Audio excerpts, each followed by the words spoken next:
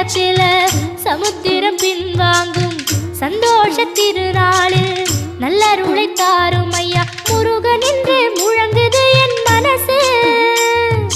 கடலை போல உன் கருணை பெருசு. உப்பு காத்து ஊத காத்து சுத்தும் கடலுக்கரைய பார்த்து சத்தியமா கோயில் கொண்ட சுப்பையா எங்க குப்பத்துக்கு குலவிளக்கு நீ ஐயா. திருச்செந்தூர் ஆண்டவனே வேல் முருகா தினம் உனக்கு நன்றி சொல்வோம் மால் மருகா. திருவடியில் தவம் இருப்போம் திருமுருகா.